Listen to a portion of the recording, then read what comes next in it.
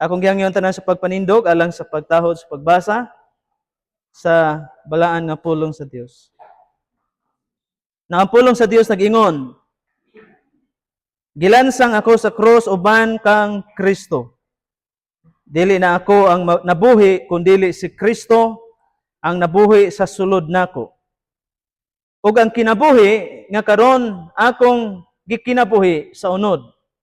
Akong gikinabuhi diha sa akong pagtuo sa anak sa Dios nga nahigugma kanako og mitugyan sa iyang kaugalingon alang kanako. Wala nako isalikway ang grasya sa Dios kay kun ang pagkamatarong pinaagi pa sa balaod si Kristo namatay lamang nga walay hinungdan. Ang Dios magapanalangin ning maong pulong magampo ta among langit nun nga mahan.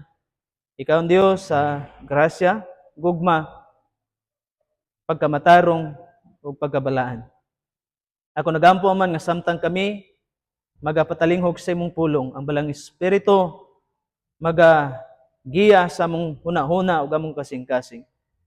Tungod kay dili namo masabtan ug madawat ang imuhang pulong kung wala ang balang Espiritu. Busa, balang Espiritu puno ikaw sa matag usa kanamo karon nga niya ning maong panimbahon.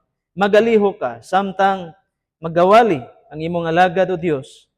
Ako nagampo mahan nga ang dihog sa Espiritu Santo mag-anaa sa baba sa imong alagad aron ang kamatuoran nga gikan kanimo moya mong madungog ug among masabtan nining ka buntagon. Kanimo na mo gisalig ug among gitugyan ang tanan in Jesus name. Amen. Okay, so padayon ta mga kaigsunan sa ato ang series, sa ato ang mensahe. Ang Book of Galatians, akong balikon, gisulat ni siya, pag-remind sa mga believers nga dunay usa lang ka ebanghelyo. So muna pinakatima, usa ka ebanghelyo. Nganong usa? Tungod kay dili duha. Walay laing ebanghelyo. Usa lang gyud. Kaniadto panahon sa mga apostoles o sa atong kapanahonan usab karon adunay usa lamang ka ebanghelyo. So, kaniadto karon og sa umabot nga henerasyon, usa lang gyud ka ebanghelyo, no, mga kaigsunan. So dili pwedeng tuison, dili pwedeng dugangan ang ebanghelyo. So dunay usa lang gyud ka ebanghelyo nga dapat sundon sa tanan nga mga tao.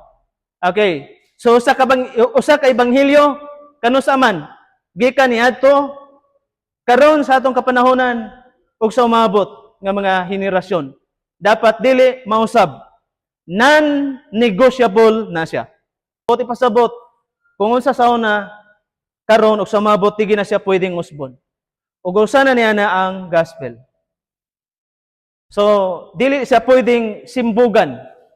Bisan sa terms, dili siya pwedeng i-redefine, no, sa lain nga mga termino. Importante ba na? Yes. Unsa may tendency kung maghinay nagkausab? Tingali makaingon ta murag gamay ra kaayo pero sa kadugayan man god kanang gamay mohimo nang dako. Kabantay mo? Kanang sa pagsugod murag di pa na maila nga murag na hinay-hinay naglihis. Pero dang ta nagpila ka tuig may layo nga malayo hangtod layo na gyud kaayo paglabay sa panahon. Muna importante kaayo nga i-preserve kanang gitawag sound doctrine, i-preserve especially ang gospel. Nganuman gahom biya ni sa Ginoo sa pagluwas sa mga tao nga motuo ning maong ebanghelyo. So usa lang gyud ka ebanghelyo. Nang atong tan-awon kanang gitawag sayop nga ebanghelyo nga sagad ug munay gituohan karon. O kabalo ko nga usahay murag basig naa niya na ang inyong pagtuo. So karon atong tanawon unsa ang sayop nga ebanghelyo. Number 1, kanang gitawag legalistic gospel. Maghisgot gani kag legalistic nga gospel, unsay gipasabot nila din ha? Pagtuo og mga maayong binuhatan or pamatasan maoy makaluwas. Sagad ug majority sa mga tao karon, mga kaigsunan, mao ni ilahang pagtuo. Mao na bisag mangutana ta karon, mag-survey ta. Majority nga itubag sa mga tao mao na siya ug munay gitawag legalistic gospel. matanaw nimo maayo, labi na majority sa mga tao mo nigiyuyonan, pero sayop nag ebanghelyo ngano man, ang gospel nagtudlo by faith in Christ alone. Mao na siya kapagihan aron madawat ang kaluwasan, not by works, not plus work. Pagtuo plus buhat para sigurado daw ang kaluwasan. Muna gitawag legalistic gospel. Mga uban, ana, ilang gingon, kinanglan mo sunod ta sa balaod ni Moses, kinanglan mo guniya itong buhaton. Huwag mo na gitawag distorted or sayop ng ebanghelyo. Ikaduha, kanang gitawag licentious gospel. Ano sa manang licentious gospel? O sa example niya na, kanang mga tao moingon, luwas na tungod sa grasya, so pwede rata nga mubuhat bisag unsang mga buhat. Muna gitawag licentious gospel. Okay, luwas na bitaw ta, grasya bitaw, so pwede na ta mubuhat bisag unsa. Muna mga sayop nga mga prinsipyo pagtulunan nga sagad atong madungog. Ikatulo, prosperity gospel. Unsa man yung prosperity gospel? Ang prosperity gospel naka-focus lang sa mga material blessings. Sagad, moingon ang mga tao, ang dakong tumong sa Dios nga wala kay sakit, di ka magsakit, di ka magproblema. Ang tumong sa Dios nga madato ka og magmalipayon ka pirmi sa tanang higayon. Di ba mo offer? Sagad muwali ang mga tao. Kaniadto, munay sagad muwali sa mga pastor. Kaniadto akong kinabuhi ngunani. Apan tungod ni Jesus, iya akong gidato. Tungod ni Jesus, iya akong giprosper. Nindot paminawon, pero gitawag na siya distorted gospel, prosperity gospel. Dili na mosangpot sa kaluwasan. Unsa may tendency may tabo niya na kung ang tao makadungog ana mo na imong iwali, nadato ko tungod sa akong pag-alagad ni Kristo. Unsa may tendency may tabo? Ang tao musunod, mupamembro sa mga iglesia ang ilang tumong para madato. Para di magsakit. Muna uban ang ilahang focus is healing. Ngano man, ilang mo na idandi sa mga tao, mo na gikinanglan sa tao. Material, health nila, healing, labi na sa mga dunay balatian, mo na ilang gamiton para pagkabig. Pero gitawag na siya prosperity gospel. Wala nakasentro sa pag-awhag sa tao, sa pagduol ni Kristo pinagi sa pagtuo. Then, ikaupat, kanang gitawag success gospel. Na kay gahom, muni sagad ato madungog, na kay gahom sa imong kagalingon, utukan ka, na kay abilidad, busa maangkon nimo ang imong pangandoy, believe yourself, trust yourself, o tabangan ka ni Jesus. Di ba? O makita na nimo karon, abi na nimo, imo nang paminahon, murag okay ra. Resultihan ta mo, ang Book of Galatians, mo paila, nga kanang tanan sayop. Last, kanang gitawag universal gospel ug pinakakuyaw. Ang universal gospel nag-ingon nga si Jesus namatay alang sa tanan nga mga tao ug busa kitang tanan malangit. Walay bisan kinsang maimpyerno ug muna gitawag universal gospel. Now, mangutana ko ninyo, be honest. Unsay nadiha inyong panghuna-una may tungod sa gospel? O karon atong tun-an nga kanang tanan nga naa diha mao na gitawag sayop nga ebanghelyo. Ug munay tumong ni Pablo nganong iyang gisulat ang Book of Galatians. Now, atong tanawon, review ta sa miagi para makat-unan gud nato ang Book of Galatians. Ang chapter 1 atong gidiscuss sa miaging Sunday unsa toy atong tema atong dunganan ayaw gub-a ang ebanghelyo. So munang usa naman ka ebanghelyo dapat dili nato gub-on ngano man ang ebanghelyo unchangeable.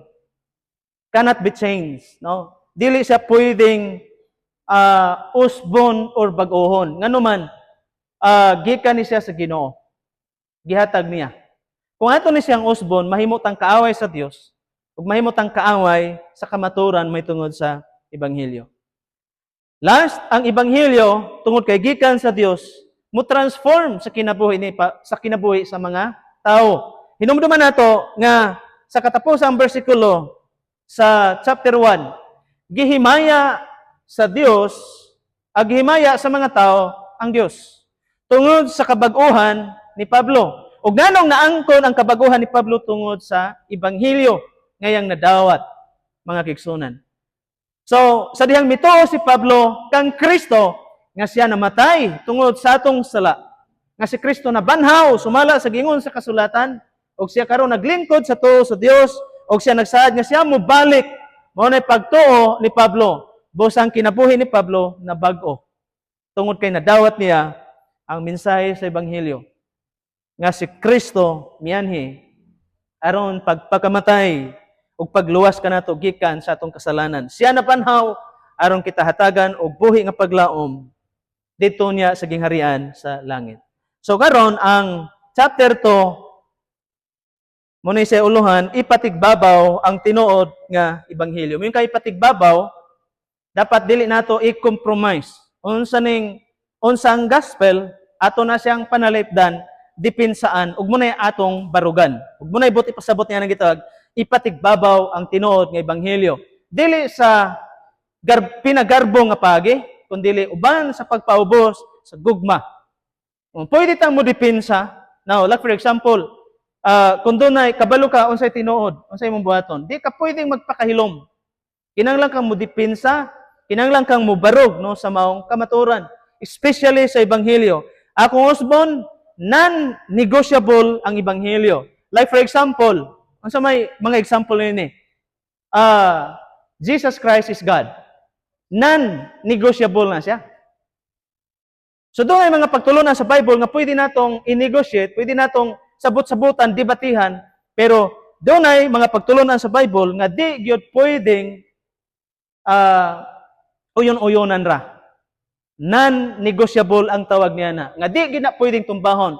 Like for example, Trinity. Jesus Christ is God. Salvation by faith in Christ. Non-negotiable at tawag niya na. Bisag kinsa nga magsulti, magwali, nga ang kaluwasan maangkon pinagi sa religion, ang kaluwasan maangkon pinagi sa pagtuo plus atong mga maayong buhat, o kana mo'y gitawag mga distorted gospel or sayop nga ebanghelyo or lain nga ebanghelyo nga gipasabot ni Apostol Pablo. Doon ay mga doktrina nga pwede natong hisgot-hisgotan, pwede ra natong dili ra kay nato i-big deal, like for example, baptism, prayer, speaking tongues, negotiable na siya nga doctrine. Muna ako, neutral ko diha. Di ba? Pastor, nato dito na lahir lagi sila sa toa. Well, kana nga mga doktrina, mayingon ko, ilahapon na. Di rin na to sila hilabtan. Although, usahay ako santa, walay espiritu ilahang anuman, wala nag-speaking tongues, no? Ilahapon to, kita mo barog po taon sa gitudlo sa Bible. Kaya natay nasabtan, may tungod sa speaking tongues. Sa ako lang, ang speaking tongues sa Bible, anon sa mga Hudyo, pero lingwahe sa laing nasod. Muna'y nahitabo sa dihang nag-speaking tongues ang mga apostoles. Ikadua, sa dihang ang mga apostoles na puno sa balang espiritu, wala sila nangatumba, hinoon, nanindog sila, ng lakaw sa gawas, nagwali. Nga puno sa balaang espiritu, wala sila nangatumba, wala sila nang ligid. So, muna akong gituhan. Then, ang ilaha, pastor, lahi lagi. Then, moingon ta, ilaha po na. Sa akong gikaingon, negotiable na sila. Ayaw ratog debatiha. Pero, kabahin sa salvation, by faith in Christ alone, mauragod na. Dipinsa na. Ayaw usba. Ang kaluwasan na angkon pinagi sa pagtuo, sumala sa gingon sa kasulatan. Now, atong tanaw ng chapter 1, ang background. Gikan sa verses 1, about sa 10. Doon ay tulo ka importanteng tao diya. Number 1, si Pablo, si Barnabas, o si Titus. Si Titus, dili ni siya Hudyo. Okay, so unsa atong tanawon ang issue sa chapter 2. O unsa ang mga butang nga dapat natong makatunan diha may tungod sa ebanghelyo. Now verse 1. Matod pa ni Apostol Pablo, human sa 14 katuig mibalik ako sa Jerusalem.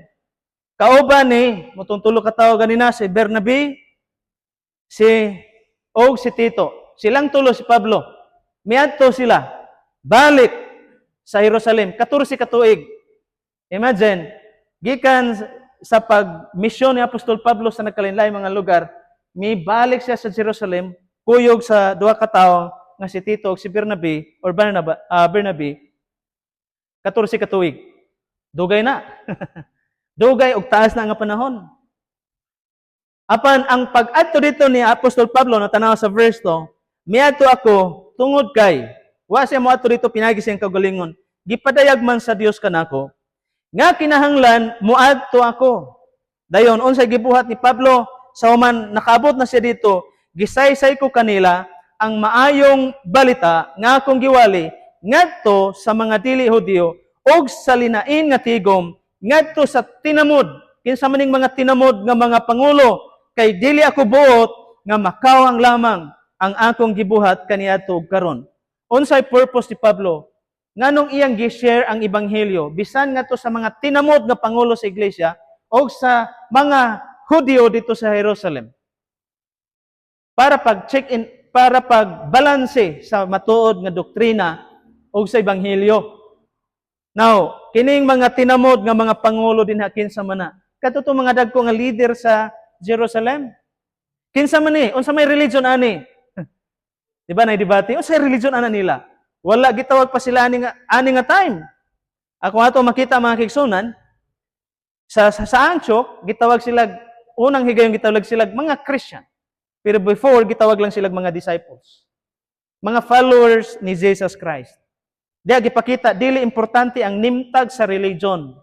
Protestant o Roman Catholic. Dili na importante alang sa Dios. Ang importante nga nitawat ka sa ebanghelyo, nga mituo ka ni Kristo og nagsunod ka ni Kristo, nakabaton og kabag-uhan ang imong kinabuhi. Mo nay pinaka-importante alang sa Dios. Dili importante sa Dios ang imong religion. Alang sa kalibutan importante ang religion. Ug mo nay mga false teaching, false gospel. Mailan nimo ang sayop nga mga relihiyon. Once sila mag-emphasize nga ilang relihiyon may makaluwas gawas ni Kristo. So, kinsa na yung mangluluwas nila? Religion. Si Kristo dili na. Minor nga manluluwas. Apan ang Biblia nagingon, si Kristo lang ang ato ang manunubos. Mo na purpose nga nung saysay ni Pablo ang ebanghelyo mismo. Bisan sa mga leader sa Israel, mga kigsunan, aron kanabang kung sa Tagalog pa, mapanatili, ma-maintain ang pureness no sa ebanghelyo. Nga kung unsa tong ebanghelyo nga ilang gisugdan sa pagwali, mao ra pod ang ebanghelyo nga iwali. Imagine 14 years biani. Nga dapat way na usab. Munang warning ni Pablo, bisan kinsa magwalig lahi nga ebanghelyo, nga magwali lahi nga ebanghelyo, ayaw ninyo dawata. Lahi sa mong giwali, lahi sa inyong unang nadawat, ayaw ninyo dawata. Buti pasabot ani nga time sa diyan si Pablo nagwali dito, gi-remind ni Pablo unsa ka importante ang ebanghelyo nga ato i-preserve kaniadto karon og sa umabot. Verse 3. Tanawa, dinhi magsugod ang isyo. Si Tito nga akong kuyog bisag usa ka Grego, wala pug sa pagpatuli. Unsay isyo? Circumcision. Tuli. Pastor, isyo ba na sa una? Yes. Dako kayong isyo ang circumcision or pagtuli sa una. Ngano man, ang mga hintil wa gunay tuli. Ang tuli didto ra gud na sa Israel. Israel ra gyud. Apan, tanawa verse 4. Bisag may pipila ka tawo nga gusto nini. So, doon ay mga gitawag ni Pablo pipila or grupo sa mga tao or group of circumcision or gitawag ni sa circumcision party. Mga grupo sa mga tao nga tumong nila nga ang usa ka Grego, ang usa ka dili Hudiyo kung both silang mahimong Kristiyanon, una kinahanglang magpatuli sila. Ikaduha kinahanglang musunod sa balaod ni Moses, dapat dili mo baboy, dapat magsimba ta adlaw Sabado. Naaron wala. Di ba naaron? Muna mga tawhana og hangtod ron, abi ninyo ning debate ron, ni-exist na karon, apan igo ra nang nitumaw karon diha na sa una. Nagsugod na. So ara ninyo nganla. Kinsa man nang dili mo baboy, kinsa man nang dapat Sabado ra gyud.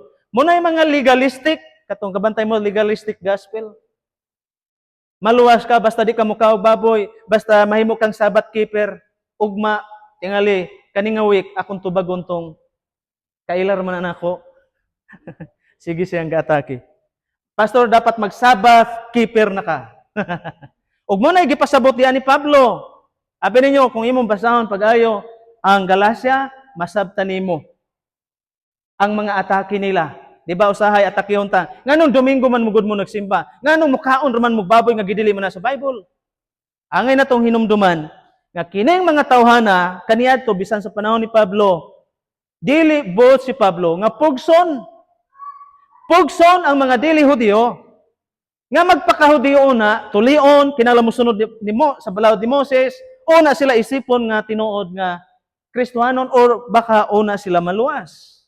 Now tanawa, bisag may pipila ka tawo nga gusto nini, isa man nga tulion si Tito, kining mga tawhana nagpaka-aron ingnon nga magtutuo og hilom, buti pasabot.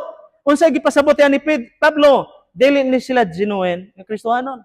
Sa hilom misulod sila sa pundok, nga misulod sa pundok aron sa pagpaniid mahitungod sa kagawasan nga atong naangkon pinaagi sa atong pagkahiusa kang Kristo Jesus. Both nila nga maulipon kita pagbalik. Ang gipasabot nila nga mobalik ta sa balaod ni Moses.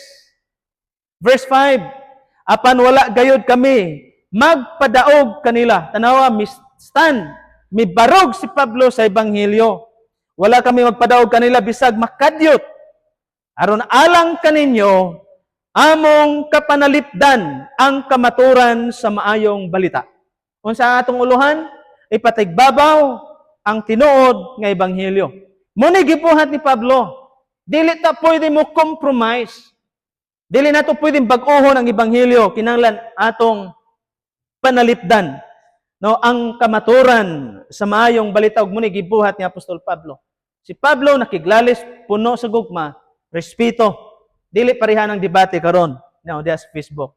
Verse 6, matud pa, apad katong giilang nga mga pangulo, walay bag-ong gikasugyot kanako. Buti pasabot, wala katingog.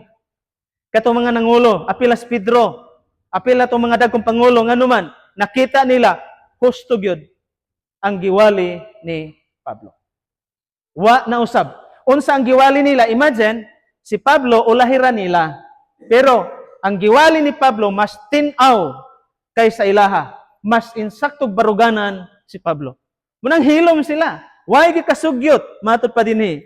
Gisulti ko kini, kay dili ko igsapayan, kung kinsa sila kaniadto. Kay ang Dios, matod pa, why pinalabi. Ang buti pasabot din ni Pablo, mas unagod sila, mas saksi sila sa mga milagro, mga pagtulunan nga giwali ni Kristo niadto. Apan matod pa ni Pablo, bisan ako ulahi lang, pero matod pa ni Pablo, nga ang Dios, why pinalabi. Nauna man ka or naulahi. Unsa mi mong kahimtang, ang Dios why gipalabi. Ang pinaka-importante, nga kitang tanan nagtuo ni Kristo. Ug munay kapagihan aron atong maangkon ang kaluwasan. Apan nakita hinuon nila nga gisugo ako tanawa. Gisugo ako sa Dios sa pagwali sa maayong balita ngadto sa mga dili Hudiyo.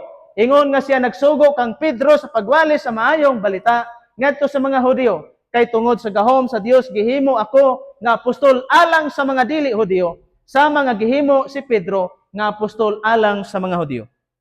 So lahi-lahi silang area. Si Pablo nagwali sa mga hintil, sa mga dili Hudiyo, samtang si Pedro ang iyahang concentration didto lang gyud sa pagwali sa mga Hudiyo nga nagkatagpod sa nagkalain-lain nga mga lugar. So walay conflict sa interest. Apan dunay problema ato makita unsay problema. Tungod kay si Pedro sa mga Hudiyo lang gyud, si Pablo nakafocus sa mga hintil naay gamay nga problema ato ma-encounter sa chapter 2 niya. No? Verse 9, si Santiago, si Pedro, og si Juan, nga giisip nga mga pangulong haligi. Kinsay gisgotan dire? Si Santiago kinsa man ni? The brother of Jesus. Si Pedro, og si Juan, nga giisip nga mga pangulong haligi, miila nga ang Dios naghatag kanako niining talagsaong puluhaton. Busa, nakiglamano sila kanako og kang Bernabe, timailhan nga mga kauban kami sa buhat. Gikauyonan nga kami si Bernabe magbuhat uban sa mga dili Hudiyo og sila sa mga Hudiyo. Naglamano sila, agig timaan nga kauban, igsoon, ug pareha ang ebanghelyo nga ilahang ginawali. Di pwedeng lahi-lahi. Abi kay si Pedro, iyahang audience, iyahang area, mga Hudyo, lahi ang ebanghelyo, no. Dili na point. Diya gipakita ni Apostol Pablo nga usa lang ka ebanghelyo alang sa mga Hudyo ug alang sa mga Hintil. Diba? Why kalahian? Ang ila lamang gihangyo mao yang ngamong hinumduman ang mga kabos sa ilang pundok, butang nga ako gayong gikahinangop sa pagbuhat. Muna hangyo nila. Kato ba mahinabang? So, ani magong higayon na daghang problema ang Israel. So, dito sa Jerusalem, daghan nga mga biyuda, daghang mga ilo nga nagkinanglag tabang. So, ani, hangyo ni Pedro nga muhinabang pud sila sa mga talabangon dito sa Jerusalem. O matod pa ni Pablo, munay iyahang gikahinangop. Naapod siya kasing-kasing sa pagtabang. Kabantay mo kaganina si Esteban, itong 7 ka deacons, actually deacons to sila. Katong 7 kagipili, nga naman, nagka-problema sila. Motoy first council para solbaron ang maong isyo, ang maong problema. Nga naman, daga na nagreklamo, nagubot. Kaya nga naman, sa ayuda, wala na patas. Diba? So, nagka-problema. Kinsa man ni sila? Believers. So, magisgot mo struggle, na sa una. Problema sa iglesia, na sa una. Pero, ilang gihatagag solusyon. Ang usay solusyon, nagpili sila 7 ka tao, gitawag deacons. Nga naman, ang role sa mga apostoles, ang pagwali. Pihina kami hinungdanon ang pagwali. Kagabi natulog ko alauna. Kaya na ako'y gikuha, na ako'y gidugang. Kaya buot na ako nga ma-focus ako sa chapter 2. Kaya akong gikan atong Lunes, ako na nang gikuha na murag na sobraan roman. Nga gamay lang kay kong oras. So na ako'y gikuha, na ako'y gidugang para nga atugong makuha ang pinakapunto. No, din na. Nga naman, importante sa mga magwawali ang pagwali sa Ebanghelyo. Sa tanan nga buluhaton sa iglesia, mo na'y pinakalabing mahinungdanon. Kung sa giingon ni Pedro, dili dapat maepektuhan ang pagwali. Munang nagpili sila og deacons. Diakonos means helper. Mo'y kaabag sa mga apostoles. Mato ang mga deacons mo sila na in charge sa distribution sa mga hinabang. Sila na mudawat. Munang deacons diya sa iglesia, ang role gud diha is pagtabang sa pastor diha sa iglesia. Unsay mga buluhaton diha sa iglesia, deacons ang mag-prepare, mag-andam sa tanan ug munay role sa deacons diha sa iglesia. Na atong balikan mga kaigsunan, si Pablo, ang verses nasa laag naman ko. 9, abot sa 10, ang iyang paghimamat sa tulo kadagko nga haligi sa iglesia. Mo ni siya paglig-on sa ilahang union tali sa Hudyo o sa mga Hintil nga naman naay conflict. So, dinhi naay conflict tungod kay mismo si Pedro naay problema sa kasing-kasing ni Pedro. Imagine si Pedro alagad sa Ginoo pero naghapoy ni tumaw nga problema sa kasing-kasing ni Pedro. Now, para atong masabtan atong tanaw ng background, si Pedro sa chapter 10 gisugo siya ni Jesus Christ adto dito si Cornelio. Kinsa si Cornelio? Hintil. Pero niya siya balibad si Pedro. Gipakitaan siya pagkaon. No, di ko mukaon niya na. Kay wa pa gyud masudlag pagkaon nga hugaw nga akong baba. Pero unsay gingon ni Jesus Christ, gihinluan ko na ang tanan. So, pwede na ba ta mukaon? Yes. Klaro man na diha, gihinluan sa Dios ang tanan. Alang gyud sa mga Hudyo, lisod gyud nilang dawaton ang mga Hintil. Pero dinhi gisukod si Pedro sa Ginoo. Munang tungod kay si Jesus Christ mo'y nagsugo mismo ni Pedro. Kung siyang gibuhat, miadto gyud siya. Ngadto kang Cornelio. Sa pag-abot niya sa panimalay ni Cornelio, sa pagwali niya sa Ebanghelyo, Mito si Cornelio ug iyang pamilya unsay nahitabo nakaangkon sila sa kaluwasan. Natanawa 11, chapter 11 sa mga buhat 17 ngadto sa 18. Kung ang Dios naghatag sa mga dili Hudiyo sa samang gasa, unsay sama? Way kalahian. Samang gasa nga iyang gihatag kanato sa diyang mito kita kang Ginoong Hesukristo. Kinsa man ako nga mupugong sa Dios. Kinsa man ko. Kung muna'y plano sa Ginoo luwason niya ng mga Hudiyo, I mean Hintil. No, kinsa man ta nga mupugong sa plano sa Ginoo, kung panalanginan sa Dios ang mga tao, kung luwason sa Dios ang mga tao, kung luwason sa Dios ang mga kriminal, ang maong adik, ang maong dautan nga tao, kung luwason na sa Ginoo, kinsa man ta, ang atong trabaho kinahanglan muwali. Muwali sa mayong balita ngadto sa tanang tao. Usahay, muwali ta atong pilion. Adi ko ana muwali kay lain na kuan kayo ng tawanan. No. Ang tanang tao nga wala pa pagtuo ni Kristo kinahanglan ato na siyang walihan. Mo nay point dinhi. Now verse 18. Sa ilang pagkadungog niini, mihunong sila sa pagsaway. Kato mga tao, mga Hudiyo nga mga Christian, sige ra magpamantay. Pag nanagani mga Hudiyo, mga Hintil makabig, sige rang gabantay. Oh, naanapod. Naanapod nakabig. Lain na po ng problema. Apan, matod pa din sila sa ilang pagkadungog niini, matod pa din mihunong sila sa pagsaway, unsay ilang gibuhat, hinuon ilang gidayeg ang Dios sa pagingon. Ang Dios naghatag usab di ay ngadto sa mga dili Hudiyo ug higayon sa paghinulsol aron sila maluwas. Ang kaluwasan gi-offer alang sa tanan, Hudiyo ug dili Hudiyo. Ug dunay usa ka mensahe lang, usa ka ebanghelyo alang sa mga Hudiyo o sa mga Hintil. Now, dunay tulo ka butang ato ang hatagag focus. Mga 10 minutes kaya ra gani. Number 1, verses 11 to 14. Unsa to atong uluhan? Ipatigbabaw ang tinuod nga ebanghelyo. Pero dunay problema. Diya sa 11 abot sa 14 si Pedro gikompronta ni Pablo. Nagkalali silang duha. Gisaway. Ngano man? Number 1, wala na nagmatinudanon si Pedro sa pagsunod sa kamaturan sa Ebanghelyo. Natanawa, verse 11. Sa pag-abot ni Pedro sa Antioquia, ang Antioquia mo'y pinakasentro sa Christianity niya itong panahon. Gikan sa Jerusalem, naabot sa Antioch. Muna sila yung mga sending church. Kabantay ta kita na, Korean man na sending church gikan sa Korea. Yung na ng sistema. So, pag-abot niya sa Antioquia, gisopak, dito ni si Antioch, nahitabo. Gisopak ko siya, kinsa ni mingon? Si Pablo. Gisopak ko siya atubangan, gisopak ko siya sa atubang, tungod kay nasayop siya. Imagine, Christian niya, mga haligi sa iglesia, dayong giatubang si Pedro. Hoy, Pedro, dali pagod. Apin mo, sayop yuga. Urag ingon ana ba ang sistema?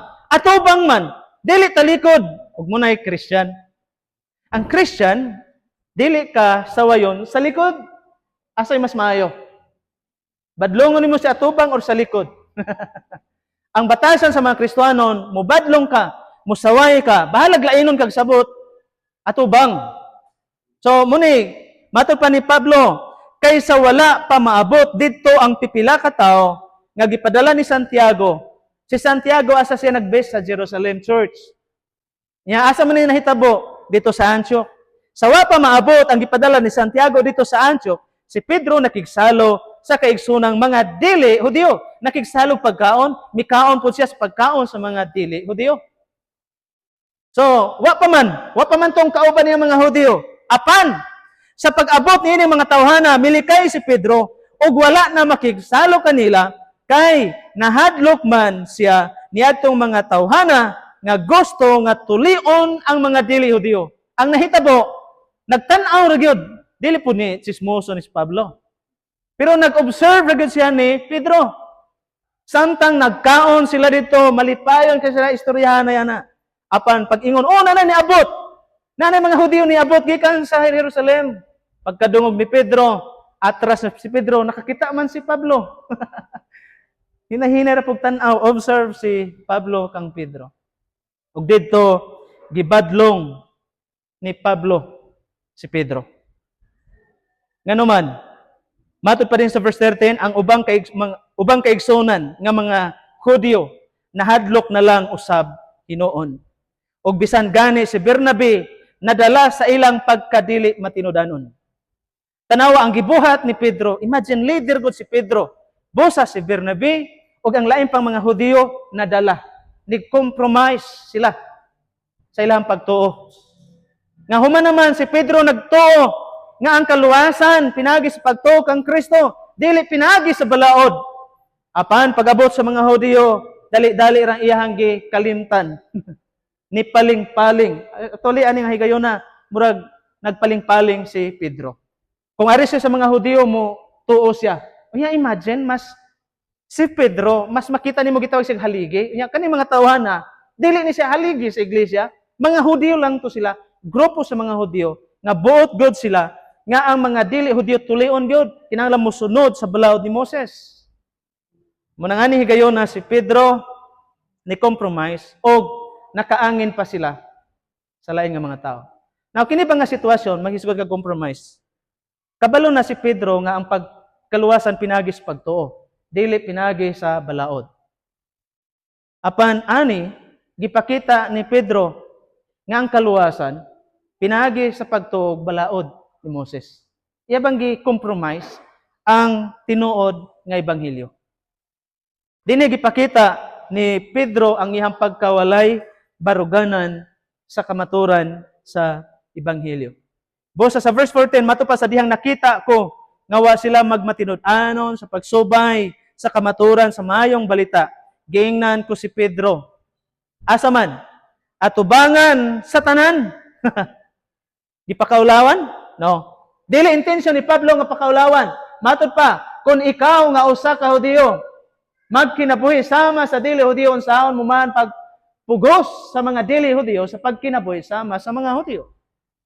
So dinhi gipakita ni Pablo, iya siyang gikompronta niya, gibuyag, gisaway niya si Pedro atubangan sa mga tao para masabtan sa tanan nga mga tao nga ang tanang tao pagamatarungon dili pinagi sa balaod kundi dili pinagi lang gyud sa pagtuo. Kaya ang isyu biya dinhi balaod ni Moses, kinahanglan mo ubita sa balaod ni Moses. Unya, balaod ni Moses, dapat di ka magkiksalo sa mga Hudyo, dapat dili ka mukaon og baboy, dili ka mukaon sa mga pagkaon nga iya sa mga hintil. Apan niya nga panahon si Pedro nikigsalo, nikaon sa pagkaon sa mga hintil, nalipayon kayo sila. Apan nganong niatras man siya?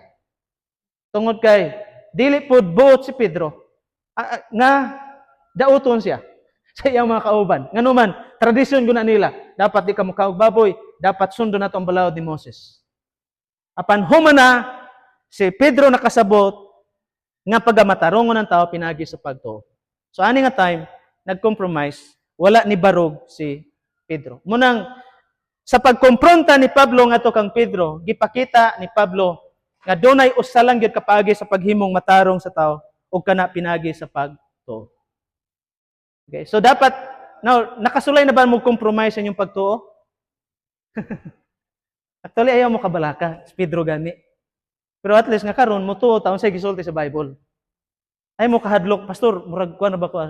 Muganing naata din ni simbahan para masabta nato ang kamaturan.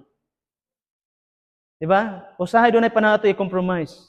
Labi nagmakadungog na puntag nagwali dito, mutuo pud ta. Murag insakto man, pastor. Pero pag abot diri mo tuo na punta. Asa man gyud sakto. Kinahanglan mo tuo taon sa gisulti sa Biblia. Unsa to? Pagamatarungon ng tao pinagi sa pagtuo.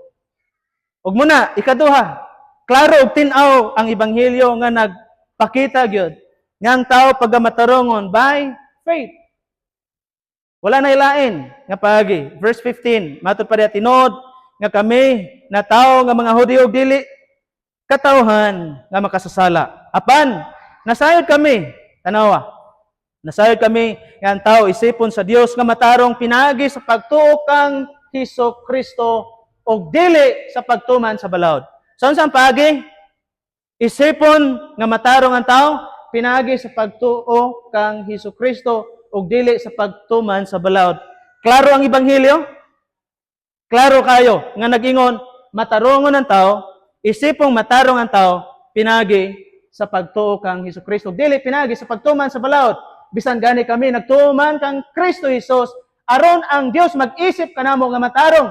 Pinagi sa pagtuo kang Kristo, dili pinagi sa pagtuman sa balaod. Kay walay tao nga isipon sa Dios nga matarong. Pinagi sa pagtuman sa balaod. Kapila nga higayon gi balik-balik. Justification dia. Pagka matarong, dili pinagi sa balaod. Katulo ka higayon. Sa usa lang ka bersikulo. Diya gipakita kung unsa ka importante ang pagtuo kang Kristo nga mao'y kapaagihan aron kita mahimong matarong. Og mo na ang clarity, ang pagkatinaw sa mensahe sa ebanghelyo nga ang tao matarongon sa unsang paagi. Sa unsang paagi matarongon ang tao? Pinagi sa pagtuo. Dili pinagi sa pagtuman sa balaod, buti pasabot. Dili pinagi sa imong binuhatan. Dili pinagi sa imong mga maayong buhat. Matarongon ng tao, pinagi sa pagtuo kang Ginoong Hesukristo. Now sa Roma, Kapitulo 5, versikulo 1. Busa tungod, kay gipakamatarong naman kita pinagi sa pagtuo kang Hesukristo. Unsa man? Unsay resulta? Sa diyang mituotan ni Kristo na himutang matarong. Unsa may resulta? Maayo na ang atong relasyon sa Dios. Nahitabo kini tungod sa gibuhat sa atong Ginoong Hesukristo. Dili tungod sa religion. Naayo ang atong relasyon. Unsa man di ang atong relasyon? Tanawa sa verse 10. Tungod kay kaniadto mga kaaway kita sa Dios. Nganong nahimot ang kaaway sa Dios tungod sa sala? Apan, mato pa dinhi apan pinaagi sa kamatayon sa iyang anak, nahibalik na ang atong maayong nga relasyon kaniya. Sa dihang kita mituo kang Kristo, og pinaagi kang Kristo lang gyud, kana man kung pagtuo kang Kristo, munay pagsalig kang Kristo o kang Kristo lamang. Aron maangko nato ang pagkamatarong. Og pinagi niya na, unsa may nahitabo, naayo ang atong relasyon, na natay maayong relasyon ngadto sa Dios. Mangutan ako, nana ba mo'y maayong relasyon sa Dios? Amen? Nana ba mo'y maayong relasyon sa inyong pamilya? Nana ba mo'y maayong relasyon sa usa o usa? Pastor, naay problema? Yes, kabalo ko ana. Ug munay normal. Ato nang mahisgutan gyapon karon. Apan ang pinaka-importante, naayo na ang atong relasyon sa Dios. Wala na tay problema sa Dios, dili na ta kaaway, maayo na, gitawag na ta niyag higala. Now, dinha naghisgot mga kaigsunan og justification. Sa unsang paagi ta gimatarong sa Dios? By faith. Kung kana man kung pagkamatarong gihisgotan diha sa English gitawag siya justification. Ang justification mo na siya paagi sa paghimong matarong sa tao. Now, kung maghisgot kang justification, palihog ko sa slide. Ang justification, mga kaigsunan, usa na siya ka-judicial term. Nga ang buti pasabot niya na to declare or to pronounce righteous. Justification, wala ni magpasabot to make righteous. Gihimo. Lahi ba? Like for example, kini nga makasasala, gihimo orang matarong. No, makasasala. So, corruption tawag ana. Apan to declare righteous, unsa may buhaton sa usa ka judge. Sa dihang mo declare siya not guilty sa usa ka akusado. Iyang i-declare ang usa ka tawo nga not guilty. Once na nang declaration kinahanglan masabtan nato sa court, sa korte, once na i-declaration, meaningful kayo na. Kung unsa iyang declaration dito mo nay iyahang hukom. Nga usa ka tawo dili na siya makasasala. Dili siya guilty. Now, ikaw makasasala, ako makasasala. Sa diyang mituo ka kang Kristo, gideklara kang matarong sa Dios. Nganuman, tungod ni Kristo. Sa diyang mituo ka ni Kristo, gideclare ka. Gipronounce ka nga matarong na ka. Munang giingon sa Bible, giisip kang matarong sa Dios, pinagi sa mong pagtuo kang Kristo. Kanus aka giisip nga matarong sa diyang mituo ka kang Kristo. Ang Dios na ihukmanan. Muna iya ka i-pronounce. Wala na nimo madungog. Pero dito sa hukmanan sa Dios, kung ikaw sa kinisingkasing mituo kan Jesus Christ, gi-pronounce ka, gi-declare ka, nga righteous, matarong nakatubangan sa Dios. Ug muna ang paagi sa paghimong matarong sa tao. By means of declaration, nga din sa diyang mituo ka, gideklara na kang matarong tungod ni Kristo. Dili tungod kay maayo ka nga tao. Apan sa diyang mituo ka ni Kristo, ang pagkamatarong ni Kristo imuhang naangkon. 2 Corinthians 5:21, si Kristo wala gayoy sala, apan siya maoy, gipasilutan sa Dios tungod sa atong mga sala. Imagine, muni nahitabo, Munang dili ni siya to make righteous, kundi declaration. Tungod kay naay gitawag diag substitution. Sa dihang mituo ka ni Kristo, ang kamatayon ni Kristo na-apply to sa imong kinabuhi.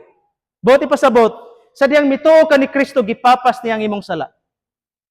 Gidawat, si Kristo mo midawat sa silot nga para nimo. O, unsa may gingon din ha, gihatag ang pagkamatarong ni Kristo diya sa imong kinabuhi. So si Kristo mo nidawat sa silot nga para nimo, si Kristo mo nidawat sa hukom nga para nimo, para ka mahimong matarong. Buti pasabot, kung imong tanawon, wala ni ingon nga gibayaran. No, kana bang murag korte ba nga gi-absuelto raw sa katawo sa iyang krimen. No, naagyoy nasilutan. Nasilutan gyud, pero dili ikaw. Si Kristo mo'y nasilutan. Busa ang hustisya na angkon nganuman naamang gyud ni dawat sa silot. Naamang gyud nasilutan, pero dili ikaw.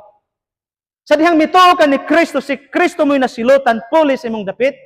O ang pagkamatarong ni Kristo, imong naangkon mo nang giingon din ha, siya mao ang gipasilutan sa Dios tungod sa atong mga sala. Aron unsay purpose?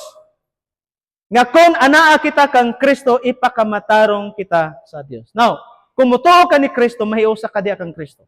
Muna sa diyang mahiusa kang Kristo, ang pagkamatarong ni Kristo imong maangkon. O ang imong sala, nasilutan na to ni Kristo dito sa krus Kalbaryo. Busa alang sa Dios, ang pagtanaw niya, nimo, tungod kay nagtuman ka ni Kristo, then matarong na ka sa mga mata sa Ginoo.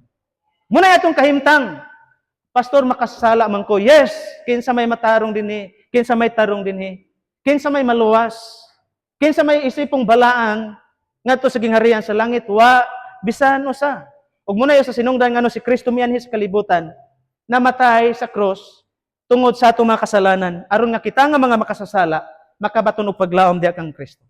Muna ang tanan nga motor ni Kristo mamatarong gayud. Ikaduhang Korinto 8:9, nasayo usab kamo sa gibuhat sa atong Ginoong Hesukristo nga bisag adunahan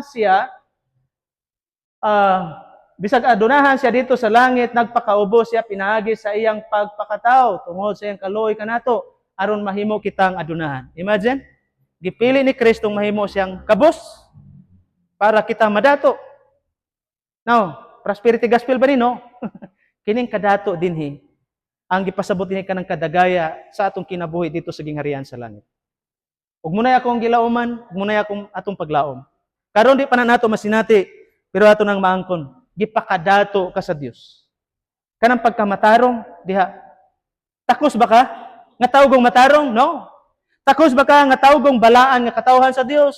Takos ba ka nga tawgong nga pinili nga katawhan sa Dios? No. Munay gipasabot din ha. Wala tay takos apan tungod sa gugma sa Ginoo, kita nga way paglaom gitagan sa Dios ug paglaom. Pinagi sa yahang sakripisyo. Ikatulog katapusan.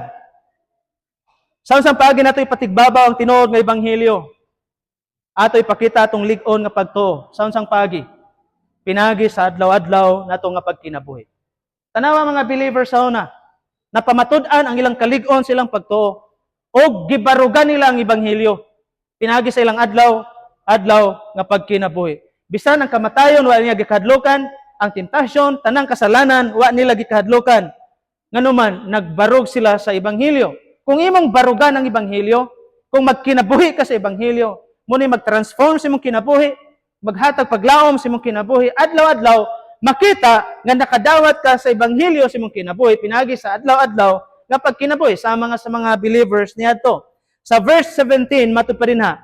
Apan kon sa maong pagpaningkamot aron isipong matarong sa Dios pinagi sa pagkayusa kang Kristo, makaplagan kami nga makasala gihapon sama sa mga dili Hudiyo. Tanawa. Nagpasabot ba kini nga si Kristo nagdasid kanato sa pagpakasala? Now, sa dihang mituotan ni Kristo, kinsa man ninyo nakasala? Di ba matarong na ka? Sa dihang mituo ka ni Kristo, pinagis pagtuo kita na matarong. Apan, usahay masipyat. Matod pang Pablo, bot ba ipasabot niya ini? Nga, si Kristo midapig ra nato sa pagpakasala. Ang tubag ni Pablo, wala. Na, unsa may gingon din mga kaigsoon sa verse 18, kung tukuron ko pag-usab ang akong giguba, makapaila ba kini nga naglapas ako sa balaod? Unsay buti pasabot ni Pablo nga iyang tukuron pag-usab ang iyang giguba? ang balaod. Atong hinumduman nga wala na ta mamatarong pinagi sa balaod. Ang balaod mga kaigsunan unsa may gitudlo sa balaod. Unsa may nahimong resulta sa balaod sa imong kinabuhi, nahimo kang mas makasasala pa. Kay kung way balaod, way sala. Pero tungod sa balaod, nakita kung unsa ka makasasala. Mandamor ko mubasa sa Bible, makita na ko unsa ko kahugaw. Apan narapot sa Bible ang solusyon, si Jesus Christ. Na diyan mo makita, matod pa ni Apostol Pablo, ang balaod, guba na. Wala na ko diha nagsalig. Kay matod pa ni Apostol Pablo, kay kung ipasikad nato sa balaod, ako patay na. Gipatay pinaagi sa balaod aron magkinabuhi ako alang sa Dios. So karon makita nato nga ang balaod, mga kaigsunan, dili ni siya mo'y maghimong matarong sa tawo. Ug mo gunay gibalik-balik ni Pablo.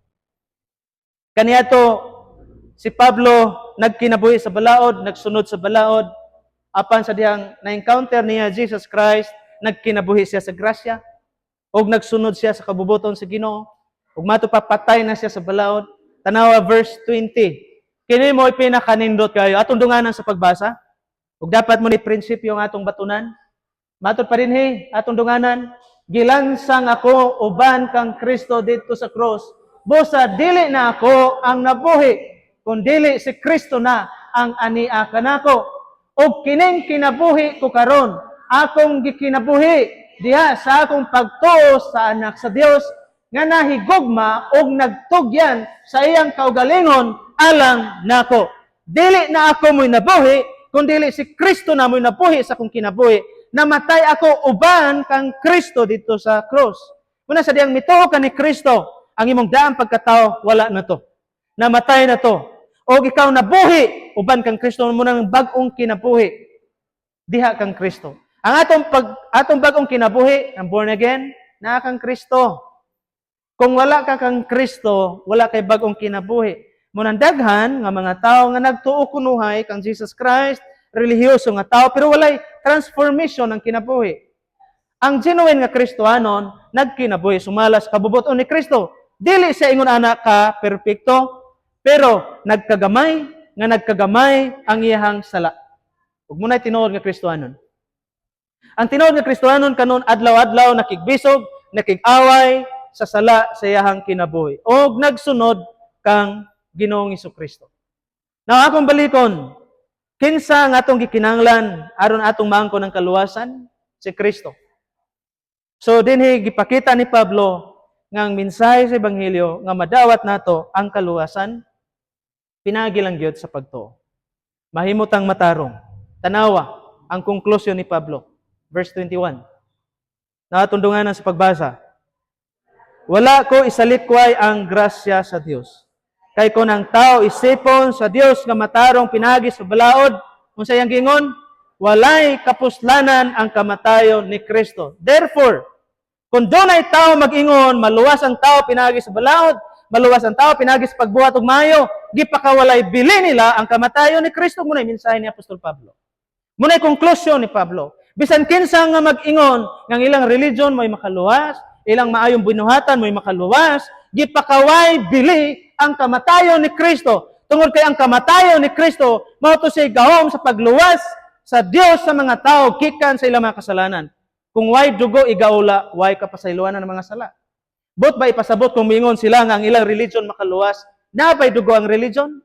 Ang ilang mga leader sa ilang religion namatay ba, giula ba ang ilang dugo? Ug doon na ba'y gahom ang ilang dugo sa paghuga sa sala sa mga tao? Ang Biblia nag-ingon, ug ang Dios mismo nag-ingon, pasayloon ang sala sa tao kung doon ay dugo nga igaula. Munang sa Old Testament, kinahanglan maghalad sila hayop, ipatulo ang dugo, agig, tabon sa ilang mga sala. Nganuman, sa dihaan Dios makakita sa dugo, dili na niya makita ang sala sa tao, nga naghalad sa maong mananap. Apan sa New Testament, adunay usa ka halad, adunay gitawag nating kordero sa Dios ug kanamo si Kristo, ug ang iyang dugo gamhanan nga makahimo sa pagpapa sa sala sa mga tao. Ug ang iyang paghalad kausalang alang sa tanang katawhan. Munang si Kristo wala siya nagbalik-balik pagpakamatay. Kausalang siya namatay 2,000 years ago. Apan ang iyang kamatayon, ang iyang paghalad kausalang pud niya buhaton. alang sa tanang henerasyon kaniadto karon ug sumabot nga si Kristo namatay tungod sa sala sa mga tao. Siya nabanhaw aron kita makabaton og paglaom.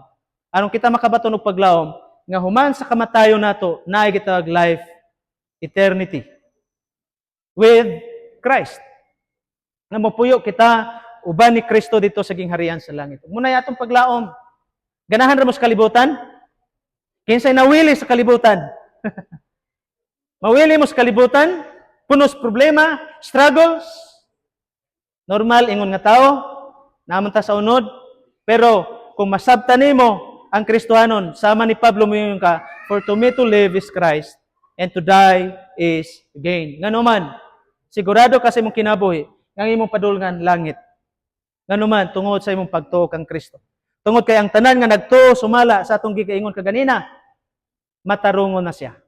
Nagtuo ba ang tanan? Ug mo ni ako ang kasing-kasing gyud nakasentro sa mga ebanghelyo. Dili ko moingon nga mas advance ko kaysa lain nga mga preacher, gani lupig ko sila na may gahom ilang kamot. Mandagang kay silang mga membro. Wala ko'y gahom para sila ha. Wala ko'y abilidad sama sa ila ha. I don't know giunsa na nila. Pero sa kabutang akong gibuhat, di lang ko ganahan nga magpakaroinon sama sa nahitabo ni Pedro. Gani, si Pedro, last, para sa itong conclusion. Si Pedro, sa diyang gibadlong siya ni Pablo, unsay gibuhat ni Pablo, ni Pedro. Nireact ba si Pedro? Sulayan yung basa. Maski usa, walay tingog nga nadungog gikan ni Pedro. Nakadungog mo?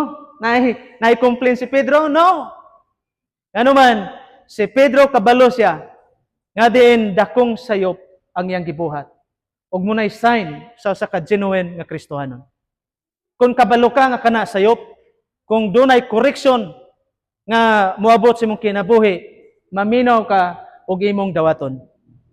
Munay gibuhat ni Pedro.